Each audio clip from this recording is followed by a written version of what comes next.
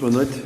Pela graça de Deus, vamos continuar com este estudo, que poderíamos estar muito tempo a falar sobre este tema. Eu acho que ainda tenho muita coisa que gostava de falar convosco sobre este assunto, sobre este tema de este mundo é adverso para os crentes. Este mundo não é para crentes. É um mundo que é dominado pelo príncipe deste mundo, que é o diabo. Ele domina, eu falei até no final do estudo da semana passada, domina os meios de comunicação social, manipula a mente das pessoas, tudo com o objetivo de afastar as almas da salvação que Deus oferece e com o objetivo de tornar a vida daqueles que aceitam a graça salvadora de Deus, tornar o mais difícil possível. Nós somos, por assim dizer, embaixadores em território hostil. Num território que não é suposto ser amistoso para nós. Não sei se foi na semana passada ou na outra que eu disse que se calhar nós podemos nos sentir um pouco, a dada altura, como Ló, que estando em território adverso, parecia que não estava assim tão mal quanto isso. Claro que a palavra de Deus diz que ele afligia todos os dias a sua alma. No entanto, ele já estava aculturado àquela cidade. Já vivia até de uma forma semelhante aos daquela cidade. Um completo contraste com Abraão, que ele dizia estrangeiro, e peregrino sou entre vós. Enquanto que Ló, os seus conterrâneos diziam: como estrangeiro veio aqui habitar e agora quer ser juiz em tudo. Ou seja, Ló deixou que Sodoma entrasse nele. Começamos por ver Ló armar as suas tendas até Sodoma, depois entrou em Sodoma e depois foi Sodoma que entrou nele. E vemos como o seu fim foi trágico. Ele é uma imagem também daquilo que pode acontecer com o embaixador de Cristo, que estando neste mundo adverso, se deixa manipular. Deixa que a propaganda do inimigo, que diariamente bombardeia tudo à sua volta, deixe que isso o influencie, que isso o altere a sua maneira de viver. Quando a palavra de Deus é clara, em Romanos 12, 2, não vos conformeis com este mundo, mas transformai-vos pela renovação do vosso entendimento.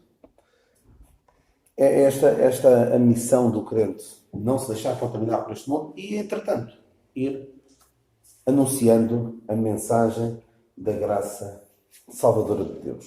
Ora bem, eu terminei então, na semana passada, já agora só para recapitular muito rapidamente, até porque temos aqui o nosso irmão Francisco, que não esteve connosco nas semanas passadas, nós temos estado, o tema é: este mundo não é para crentes. Nós vemos como o mundo é adverso. O mundo é hostil para o crente. E é muito estranho se o crente se sente bem. Qual é a promessa que nós vemos dada por Paulo? É Deus que a dá, mas é das Epístolas de Paulo, sobre os crentes que querem viver uma vida de acordo com a palavra de Deus. O que é que podemos esperar? Perseguições. Todos aqueles que piamente querem viver em Cristo Jesus padecerão perseguições. Não é de esperar que tenhamos uma vida fácil. Nós vimos também várias passagens em que o Senhor fala aos discípulos. Pedro também diz: não estranheis, penso que é Pedro, não estranheis a ardente prova que vem sobre vós. Se o mundo me aborrece, também vos aborrecerá. Não vos maravilheis que o mundo também vos aborreça a vós, se não aborreceu a mim. Não é de esperar, então, uma vida fácil. Mas muito hostil. Eu dei até a imagem que eu dei, nós temos embaixadores nos Estados Unidos. Os Estados Unidos decidem declarar a guerra a Portugal, tiram daqui os seus embaixadores, mas Portugal diz: não, tu vais ficar aqui como embaixador, eu vou-te dar instruções para tu saberes lidar com a situação, mas não te vamos tirar daí. Não é de esperar vida fácil para um embaixador num território completamente hostil. Sofrerá, possivelmente, perseguição. Nós vimos até, na semana passada, aquela embaixada dos Estados Unidos no Iraque, que é território americano no Iraque e vimos como aquilo foi complicado. Quem lá estava passou um mau bocado. Não é fácil estar em território hostil. Para além do escárnio, de toda a campanha montada de forma a desacreditar o seu país. E nós estamos assim, porque o diabo domina. Nós vemos então, eu já vou ao que queria falar hoje. Vemos como o diabo ao longo dos tempos tem procurado tornar a vida dos crentes difícil. Perseguição, no tempo de Nero. Diocleciano foi outro imperador romano que também foi muito, muito hostil para com o cristianismo. Mas a Igreja de Deus prosperava. A verdadeira Igreja de Deus prosperava. Não é? Nós até vemos, já agora, eu não citei isso na altura, o que é que acontecia com aqueles que até admiravam os crentes nos primeiros tempos? No tempo, a Igreja quando Cristo não tinha começado, mas aquela chamada Igreja primitiva. O povo tinha em estima os discípulos, mas temiam a juntar-se a eles. Não era? Há um versículo qualquer, eu agora não tenho bem presente, mas há um versículo que diz isso. Temiam a juntar-se. Porquê? Porque a perseguição também se sentia naquele tempo. Nós, se calhar, às vezes, a ler o livro de Atos, pensamos, foi só, olha, o Estevão que morreu e o Tiago também, mas de resto aquilo até se levou mais ou menos. Não, foi muito, muito difícil. Mesmo muito, foi uma perseguição hostil. Mas o que acontecia? Aqueles que não eram verdadeiramente crentes não se juntavam. Olha, depois no tempo das catacumbas, olha, não são algumas pessoas nas catacumbas, olha, vão lá ver como é que são as reuniões deles. Não, só os verdadeiros crentes é que se expunham a uma perseguição destas. Mas a Igreja de Deus prosperava, verdadeiramente. Depois veio um tempo, aparentemente, agora isto vai ser, o desenvolvimento do Evangelho, o Evangelho, por assim dizer, vai explodir no bom sentido, mas de certa forma implodiu, porque o Constantino legalizou o cristianismo, Teodósio tornou o cristianismo a religião oficial do Império Romano, e até costumo dizer que o Constantino foi mais pernicioso para o Evangelho, para o verdadeiro cristianismo, do que propriamente Nero. Nero, de certa forma funcionou como o quê? Que imagem que eu dei? De um crivo. Não passava qualquer um. Agora, toda a gente é cristã. Todos os que nascem no Império Romano são cristãos. Como até há 60, 70 anos, toda a gente que nascia, olha, não tem hipótese. Dificilmente, se calhar aqui nenhum de vocês nasceu sem ser católico. Não ser eu. Foram todos, nasceram, quer quisessem, quer não, sem lhes perguntar nada, eram católicos. Na altura do Império Romano, onde esse cristianismo que foi degenerando, até se tornar aquilo que nós hoje conhecemos como a religião católica, toda a gente que nascia era daquela religião. Era a religião oficial do Império. E nessa altura já não se conseguia perceber quem era cristão e quem era cristão, entre aspas. De nome apenas. E o diabo procura sempre confundir, não é? Lançar a confusão. Ora bem, e depois, dei também, na semana passada, passei algum tempo a falar sobre isso, da perseguição que em tempos até houve aqui em Portugal, não é? Alguns conheceram, alguns de vocês até sofreram alguma perseguição, alguma hostilidade, não foi? Francisco já contou várias vezes a situação dele, e como foi importante o nosso irmão Gomes, não é? O bom testemunho do nosso irmão Gomes, para que o seu pai, o pai do nosso irmão Francisco, dissesse: ninguém incomoda o rapaz. Conhecia o irmão Gomes, e se o seu filho, apesar de não ficar provavelmente contente com isso, se o seu filho andava na religião do irmão Gomes, então é porque a religião deve ser boa, não é? É mais, não estou a deturpar a ideia, pois não? Sim. O irmão Gomes passa ao estudo dele. Claro. Meu pai tinha consciência. Graças a Deus por isso. E até vai ao encontro do que eu depois queria falar a seguir. Mas havia alguma hostilidade. Hoje em dia é tudo fácil. Até a lei da liberdade religiosa em Portugal, que não digo que seja mau, mas os crentes têm vindo, e contra mim falam, e se calhar cada um pode pensar em relação a si mesmo, e podemos pensar em relação a muitos que podiam estar aqui hoje e que se deixaram levar por outras coisas. O diabo tem conseguido, outra estratégia que tem usado é de adormecer e inutilizar os crentes. Torná-los ineficazes. Porque a vida até está boa e deixa-me trabalhar mais algumas horas para poder comprar mais coisas e depois, estou-me cansado, não posso ir à reunião. A vida tem levado muitos a desprezar aquilo que é verdadeiramente importante, que é a obra de Deus, que são os crentes, que é passar tempo junto à palavra de Deus. Há tanta coisa que nós temos de fazer. Temos tantas solicitações às quais nós temos de responder. Isto é um adormecimento. E isto resulta também de a vida ser fácil hoje, não é? A vida até para os crentes já não tem essa perseguição que tinha no outro tempo. Mas no outro tempo os crentes eram perseguidos e estavam nos cultos. A vida não era fácil e estavam nos cultos. Até dei o exemplo de um familiar meu que ia com a mulher e com a filha, na altura, de mota para as reuniões. E hoje, a vida é fácil, já não vai. Felizmente há casos assim, muitos casos mesmo. Porquê? Porque tal como Ló, deixa-se fascinar por aquilo que Sodoma oferece.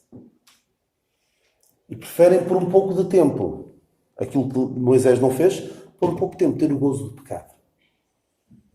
Sabe bem? Ainda hoje dizia alguém, houve um domingo depois, até foi quando eu vim aqui pregar. Eu vim aqui pregar no domingo e depois já não fomos à reunião, que eram os ensaios para a festa de Natal. E ficámos por casa. E digo-vos, até sabe bem. Até sabe bem ficar por casa, não é? Ao domingo de manhã, olha, hoje não vou à reunião. Olha, fico em casa, aqui, a descansar, tratar da minha vida, até tenho coisas para fazer que eu não consigo fazer nos outros dias. É terrível. Depois habituamos, começamos a gostar até. Experimentem. Não experimentem, não. Não experimentem. Um culto que costuma ir sempre. Olha, vou deixar de ir. Olha, tenho coisas para fazer e depois a pessoa habitua-se. E é terrível. Eu vejo isto até no caso muito próximo meu, do meu pai, que também devido às coisas deste mundo, não foi por ganância nem nada, mas as coisas deste mundo acabaram por o deixar embranhar, ele acabou por se embranhar nas coisas deste mundo legítimas e depois já foi difícil dar a volta. Como alguns saberão, o meu pai em tempos deixou de se reunir. Infelizmente, por situações que eu compreendo, mas que não é o ideal, deixou de se reunir. Nessa mesma altura começou a expandir a sua exploração agrícola. O meu pai, muito tempo, durante quase toda a sua vida, trabalhou também numa fábrica, mas também tinha a sua agricultura e começou a expandir. Deixou da fábrica e veio para casa e começou a alargar a aumentar a sua produção agrícola. Depois nunca mais voltar à comunhão com os crentes. Pela graça de Deus, eu leio a palavra de Deus, oro e tenho conversas com ele sobre a palavra de Deus. Graças a Deus por isso. Mas deixa-se embranhar e depois sair dali. É muito complicado. Já está. É o tal adormecimento que o diabo quer incutir, quer levar-nos. Até sabe bem, não é? Sabe bem estar a dormir, assim, a descansar, sem estarmos ativos. Mas depois acabamos por nos tornar inativos e ineficazes. E possivelmente até inúteis na obra de Deus. Mas temos de ter cuidado com isso. Então, alguém quer dizer algum pensamento? Algum pensamento? Se esteja à vontade, ponha o braço no ar para fazer alguma coisa.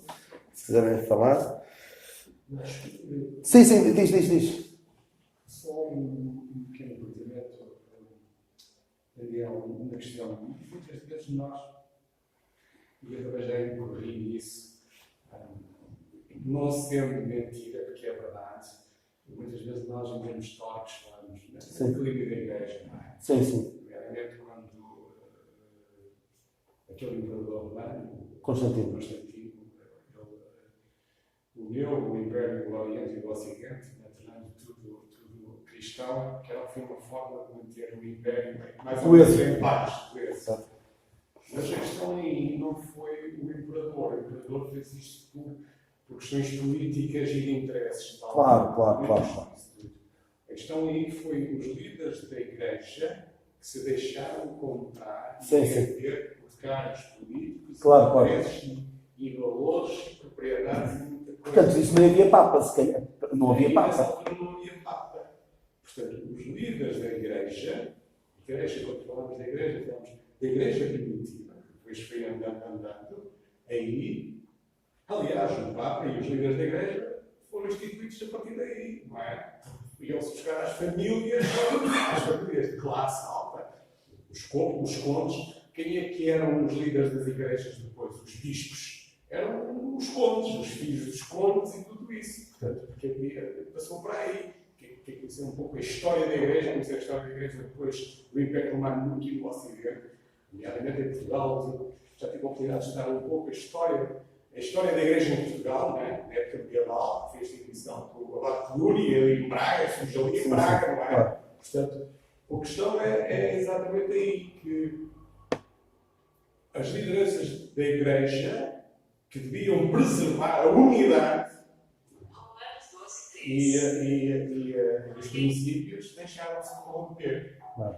E isso acontece sempre que nós nos deixamos subverter, quer os princípios, pelas coisas. Claro. E tal como esses se deixaram comprar, entre aspas, nós também podemos fazer isso hoje. O erro ali não está no Constantino, Não, o erro do Beltrão. Está nos crentes. E quem tinha a responsabilidade de zelar pelos princípios, que é uma coisa que nós temos que Claro. E tal como a liberdade religiosa que gozamos hoje, não é necessariamente má. Não estou a dizer, a liberdade religiosa não devia ter vindo era perseguição para os crentes estar mais fervorosos. Não estou a dizer isso. Graças a Deus foi a liberdade. A questão é que a maneira como nós lidamos com esta liberdade pode levar a um certo adormecimento. Falta de fervor, falta de empenho na obra de Deus, como nós olhando para trás vemos irmãos que tinham menos estudos, menos capacidades oratórias, menos em tudo, mas seguíamos em zelo de uma forma estrondosa. E se calhar até alguns de nós, se olharmos, se pensarmos, nem precisamos estar a comparar com outros, compararmos com nós mesmos. Há alguns anos, será que estamos melhor? Cada um pensa para si. Eu posso olhar para mim e pensar. Às vezes também me deixo, até falava sobre isso com alguém, que às vezes aproveitar uma oportunidade de ganhar mais algum dinheiro, de trabalhar um pouco mais, isto pode ser prejudicial. Posso pensar, mas isto é importante. Cuidado. Estamos no fundo, claro que temos de fazer face às nossas despesas. Não vou dizer que não. Olha, vamos estar em casa só com a nossa família, ir às reuniões e o Senhor há de prover. Não é isso. Mas temos de ser sábios e equilibrar as coisas. Não podemos chegar ao fim de uma vida e pensar assim, olha, me ilhei tanto e vou deixar para os meus filhos. Os meus filhos não querem saber nada das coisas de Deus. Que herança é esta? É terrível. Eu espero não ter de olhar para trás e lamentar muitas das más decisões que eu sei que tomei já. Atenção, eu sei que tomei muitas más decisões. Mas vamos, posso então avançar? Mas obrigado. Sim. Agradeço. Sim, porque a maneira como eu falei pode parecer, o Constantino fez aquilo de propósito para minar o cristianismo. Acho que é a maneira como nós, todos, quando tocamos na parte histórica, tocamos. Simplificamos. Parece que fica no subconsciente que o Constantino foi o culpado disto. Não. Os culpados foi quem se deixaram comprar. Exatamente. Foram comprados, venderam-se. Nós, como muito bem o diz, como diz Romanos, capítulo 12, versículo 2, estamos a vender. Exatamente. Deixamos em. Ora bem, hoje o diabo tenta, como disse, minar, manipular a mente das pessoas e usa os meios de comunicação social que estão todos, se não todos, quase todos, ao seu serviço. Não, novamente, não digo experimentem, mas se experimentarem ficar durante bastantes horas por dia, experimentem esta próxima semana, ver televisão sempre que puderem. Não vão aprender nada dificilmente irão aprender alguma coisa de útil, proveitoso, espiritualmente. Imaginem então aquelas pessoas que passam toda uma vida a deixar que seja a televisão a moldar a sua maneira de pensar. E nós vemos os programas que, regra geral, não promovem os valores que a palavra de Deus ensina. Dificilmente encontramos alguma coisa. E é até na televisão e noutros meios de comunicação que nós vemos o controlo da linguagem. O diabo controla. Há uma frase que diz assim: controla a linguagem, controlarás a cultura. E nós iremos falar, se Deus quiser, sobre essas questões. Mas hoje em dia, já não significa aquilo que significava quando eu casei. Quando eu casei, vai fazer, se Deus quiser, 15 anos. Quando eu casei, o casamento era uma coisa. Eu lembro que até o Amadeu falou qualquer coisa sobre o casamento homossexual, na altura. Algumas pessoas dizem, para que é que ele está a falar disto? Em 2005. Passou pouco tempo. O casamento já não é a mesma coisa. Homem e mulher, quando eu cresci era uma coisa. Agora já é outra. A definição de homem e de mulher já não tarda nada. No dicionário já não quer dizer a mesma coisa que queria dizer há uns anos. Peguem num dicionário. Por isso é que é importante ter dicionários em papel. Porque os dicionários online vão alterando, vão mudando. E hoje, mulher não é necessariamente uma pessoa que nasceu mulher. Até um homem pode se transformar em mulher. Não há problema nenhum. E o diabo controla tudo isso. E controlando a própria linguagem, vai acabar por controlar a maneira das pessoas pensarem. Porque até mesmo nós... Eu estou-me a lembrar agora de uma situação, até foi... Não preciso dizer quem foi, mas alguns reconheceram essa história, que um irmão nosso, e que eu estimo bastante, a dada altura a falar de alguém da sua família que estava recasado, e estava a referir-se a essa pessoa como tendo marido ou como tendo mulher. E houve algum irmão que, de seu comentário, de certa forma, corrigiu. Ou seja, até mesmo um irmão nosso, que eu estimo muito, devido à maneira como a sociedade já interpretava o casamento e o recasamento, estava a começar a usar a mesma linguagem que o mundo usa. Um exemplo mais simples. Pessoas que estão juntas. Nós, se não tivermos cuidado, também não vamos ser necessariamente desagradáveis. Olha, tu estás... não é teu marido. Não. Mas podemos acabar por usar a mesma linguagem que as pessoas querem que usem. Porque as pessoas dizem, isso é um papel, não interessa para nada, é só assinar um papel. Estamos juntos e é o que interessa. Somos casados. E nós até podemos correr o risco de começar a ser marido e mulher.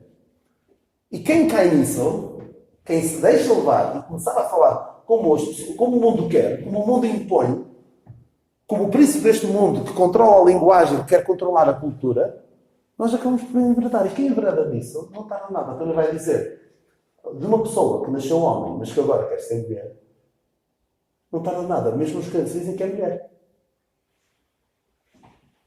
E até vos falei disso já. E quem não alinhar nisso, arrisca-se a quê? Perseguição. Despedimento. Há professores, já os ouvi mais do que um caso, não foi aqui em Portugal, se calhar qualquer dia sou eu, despedido por não querer chamar rapaz a uma rapariga. Usava, era norte-americano, usava a linguagem neutra, tentava não falar de ela ou ele, tentava contornar a coisa. Não queria ferir a sua consciência e a sua fé na palavra de Deus e a sua convicção da biologia humana, acabou despedido. Isto porque o diabo manipula. E o diabo que, também quero falar disso, que usa a falsamente chamada ciência, como o apóstolo Paulo diz a Timóteo, usa a falsamente chamada ciência para desacreditar a Bíblia.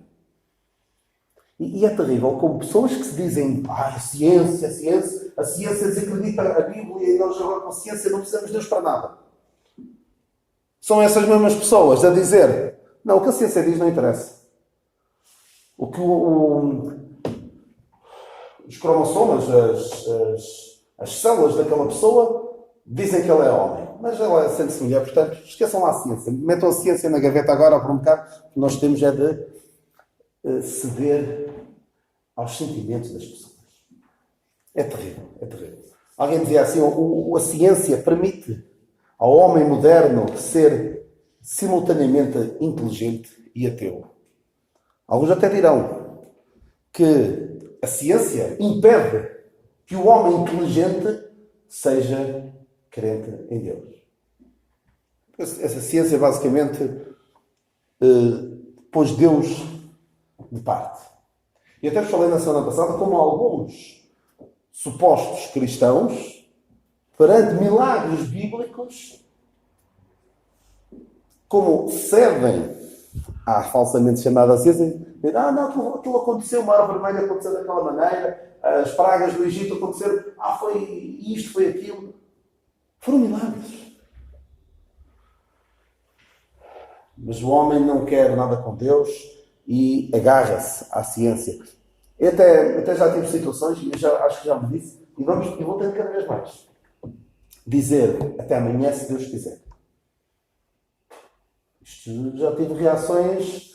E se Deus não quiser? Normalmente já vou de saída, não me apetece estar a voltar para trás, olha, é por isto. E como sei que a pessoa não quer uma resposta, quer mandar uma boca, também já houve um aluno meu que disse, não, eu acredito na ciência. E eu para explicar. Aí tive algum tempo a tentar explicar, mas lá está, as próprias crianças já crescem a acreditar que Deus é um conto de fadas. É um mito. É uma figura como o Pai Natal. E que a dada altura no seu desenvolvimento intelectual chegam à conclusão que não existe. Foi só uma história que me contaram para me ajudar a perceber certas coisas e ajudar-me a portar melhor. Mas agora sei que isso não existe. E já tenho então usado livros, séries de televisão para ir contra aquilo que a palavra de Deus diz. Lembram-se há mais de 10 anos o livro do Código da Vinci que vinha desmontar, vinha denunciar muitas crenças na palavra de Deus que nós temos, coisas como esse livro e outras coisas, e que Jesus e Maria Madalena tiveram um filho e que coisas que não lembra a ninguém, lembrou esta pessoa e de facto teve muita aceitação. E porquê? Porque as pessoas que não querem nada com Deus vêm ali, olha, eu não sabia, a Bíblia é um conto de fadas, não tem nada que se aproveite. E por isso vão logo a correr atrás de qualquer coisa que lhes diga, deixa de estar, tu estás bem. Aquele livro não interessa para nada. E o descrente, como não tem nenhuma esperança. Eu costumo dizer, a frase não é minha, mas eu gosto desta frase.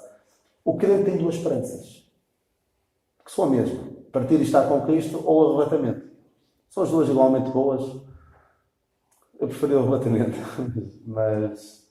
mas sabemos que temos duas esperanças, que são a mesma. Mas o descrente só tem uma esperança. E a única esperança do descrente, e na qual ele se agarra, mesmo que não tenha consciência disso, é que a Bíblia esteja errada.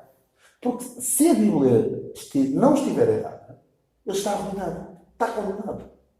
Portanto, tudo o que ajude a criar esta sua consciência de que a Bíblia é um livro ultrapassado, a Bíblia é um livro que não tem base científica, é um livro que a Bíblia, que a ciência contradiz.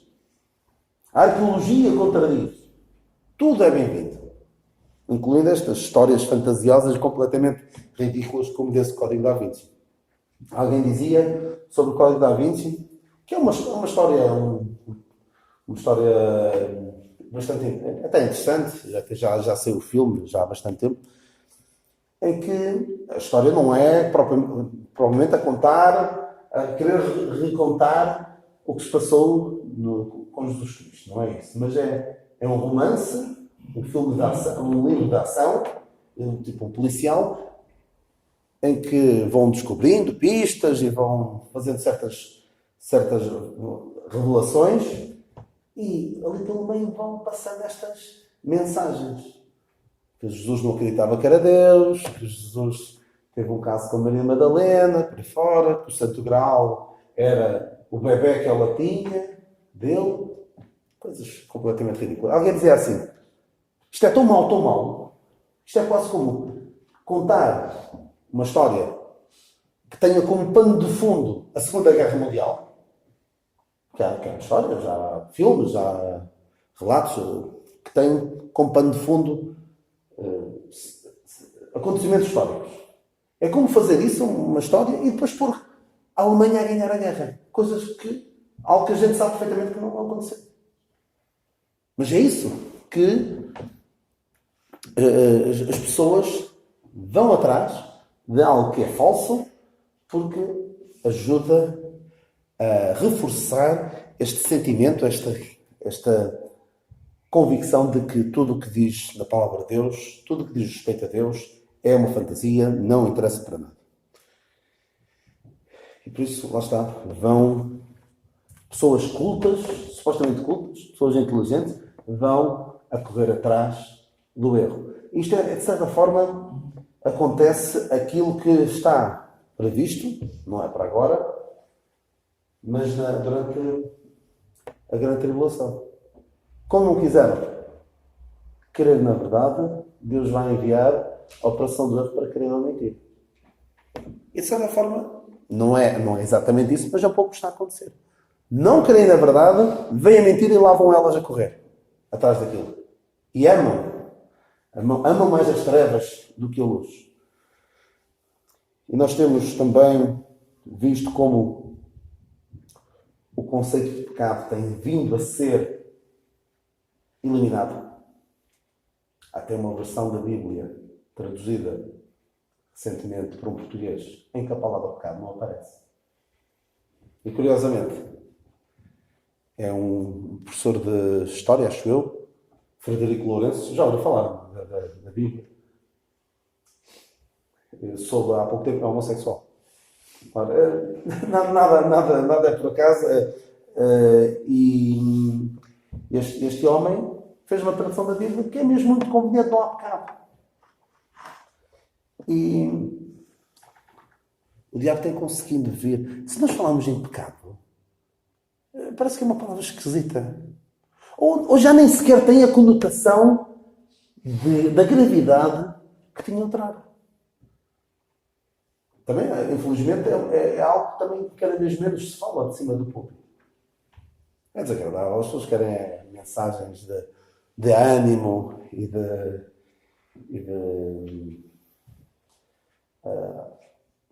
autoajuda, por vezes. Não é? Querem coisas assim, mensagens positivas. Mensagens positivas, as pessoas querem animadas. A tristeza já chega durante a semana. Qual é o problema do conceito de pecado que já não só saiu praticamente da mente das pessoas? É até bom, não é? Não viram já publicidades, até estabelecimentos comerciais, em que passa a ideia do pecado ser uma coisa boa. Coisas que seriam impensáveis há algum tempo começam a entrar e ser totalmente aceitos como natural.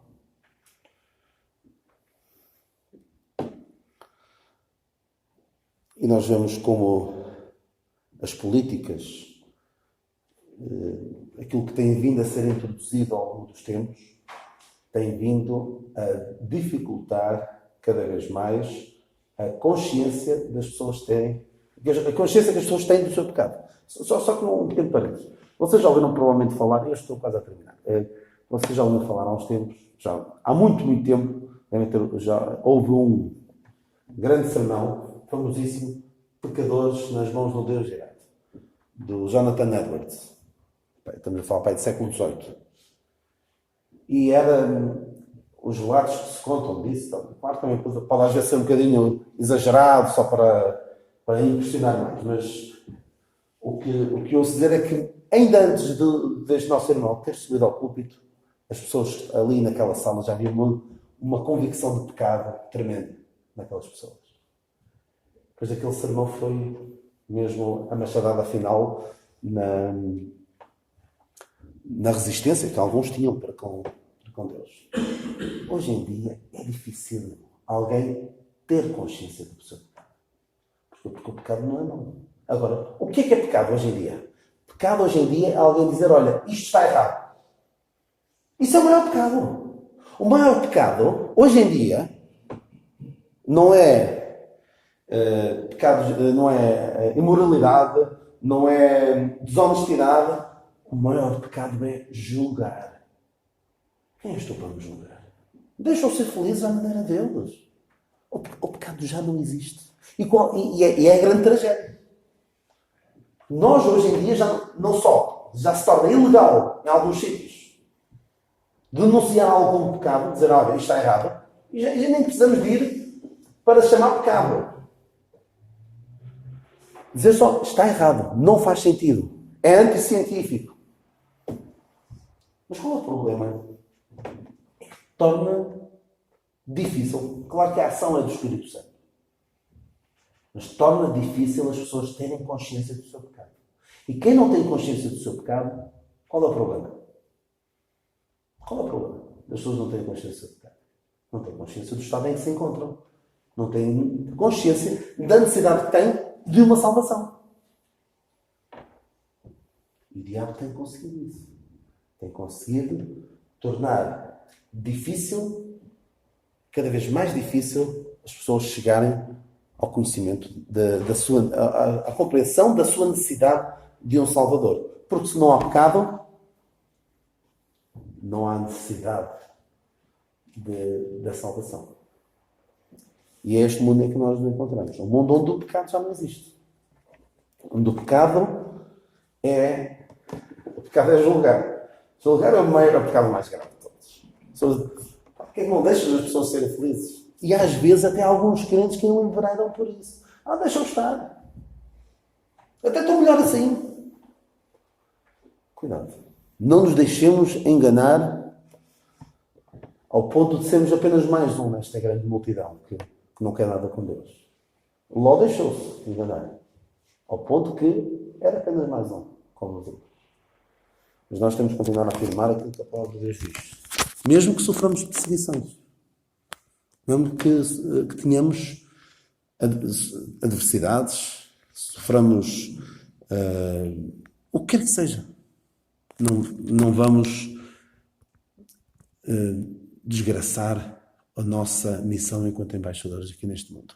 Algum pensamento para terminar? Sei que já vamos um bocadinho avançados na hora. Bastante. Irmãos, olha, ficamos então por aqui.